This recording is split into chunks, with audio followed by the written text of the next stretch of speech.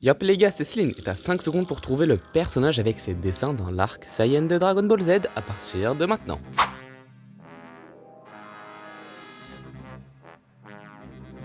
Et c'était Bubble, le singe de compagnie de Kaio. D'ailleurs, je lui ai fait une vidéo de sa carte Nîmes, donc n'hésite pas à la voir. Si tu l'as trouvé, tu peux t'abonner dès maintenant, et si tu l'as pas trouvé, bah...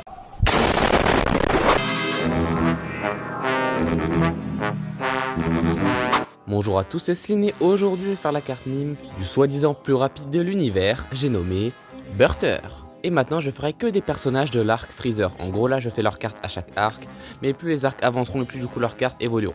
J'ai déjà fait l'arc Saiyan avec quelques films que j'ai placés dans cette tranche, et je vais me servir principalement des cartes évolution de FC24 pour faire leurs cartes. Mais c'est quoi une carte Nîmes? C'est une carte FIFA, mais à la place des joueurs de foot, et bah c'est les personnages de manga, et je les évalue sur 1000 en fonction de 6 critères, qui sont la technique, la vitesse,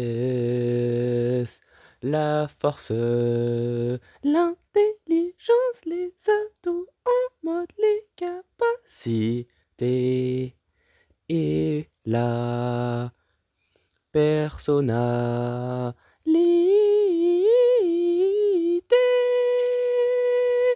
Pour commencer en technique, il a le Mac Dash. L'utilisateur prend une pause puis réalise une ligne à grande vitesse qui augmente temporairement la vitesse de déplacement de l'utilisateur. La technique a d'abord été utilisée par Burter et Jeez lors de la confrontation contre Goku, mais Goku est trop fort pour eux. Il a aussi le Purple Comet Attack.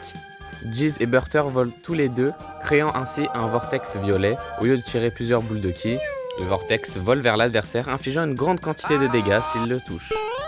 Jeez et Burter utilisent cette attaque comme un atout dans leur bataille contre Tenshinhan sur la planète du roi Kaio. Tenshinhan évite la ruée initiale et se précipite ensuite vers le duo pour briser l'attaque. Il a également le Purple Spiral Flash. Jeez et Burter s'entourent d'aura rouge et bleue et fusionnent pour former un grand vortex violet en spirale. Le vortex tire de nombreuses sphères d'énergie pourpre vers le bas à l'adversaire, infligeant de puissants dégâts élevés. Il a aussi le Continuous Crasher Cannon. Jeez et Burter volent ensemble et tirent plusieurs boules de ki rouges et bleues de leurs mains, qui forment une pluie d'explosion d'énergie sur l'adversaire, infligeant des dégâts massifs. Plus tard, lors de leur combat contre Tenshinhan sur la planète du roi Kaio, Burter et Jeez font équipe et lancent une vague d'explosion d'énergie à Tenshinhan, qui est capable de se défendre contre eux aussi. Et il a aussi le Crasher Cannon. Jeez et Burter étendent leurs bras et tirent une boule de ki qui explose à l'impact. La version de Burter est bleu vif, tandis que celle de Jeez est rouge. Et voilà, on voit que Burter vraiment, en fait, principalement ses techniques, ils sont en duo avec Jeez, donc il a la note de 81 en technique. En vitesse, après que Goku a vaincu Rikum en un coup, Burter et Jeez attaquent ensemble. Burter se déplace à grande vitesse autour de Goku, le rendant presque invisible. Il essaie d'attaquer, mais Goku esquive facilement sans même forcer. Même si Goku le Haggar, Burter est effectivement extrêmement rapide, bien plus que Jeez ou Rikum. Mais Goku, sous Kaioken x2, le surclasse totalement, même normal en fait. De plus, ces techniques sont toutes spécialisées sur la rapidité. Il prend donc la note de 160 en vitesse. En force, Burter est présenté comme étant au même niveau que Jeez. Il est nettement plus fort que Rikum, mais bien inférieur à Ginyu. En termes de puissance, il a un niveau qui tourne autour de 40 000 unités, soit à peu près la même puissance que Jeez. Burter est puissant parmi les forces de Freezer, mais il est vite dépassé par Goku qui le neutralise sans effort. Il obtient ainsi un 151 en force. Autour de l'intelligence. Burter n'est pas particulièrement intelligent comparé à certains autres membres du commando Ginyu. Il mise surtout sur sa vitesse et sa puissance brute, mais il ne semble pas avoir de véritable tactique avancée. Il agit souvent en duo avec Jeez, ce qui suggère qu'il n'est pas un combattant très autonome et qu'il compte sur son coéquipier pour compenser ses lacunes. Comme les autres membres du commando Ginyu, il sous-estime ses adversaires. Il pense être le plus rapide de l'univers et ne réalise pas tout de suite que Goku le surclasse. Il a donc un 70 en intelligence. Après l'intelligence, c'est au tour des atouts. Il y a le Mac Dash, le Purple Comet Attack, le Purple Spiral Flash, le Continuous Crasher Cannon, le Crasher Cannon. Il est rapide, fort, intelligent. Ah ouais, ça a été rapide là, comme moi. Mec, j'ai même pas fini. Mais attrape-toi rapide, je crois pas. Bah si, Vas-y, montre-moi alors. vas-y. Maintenant, je peux continuer.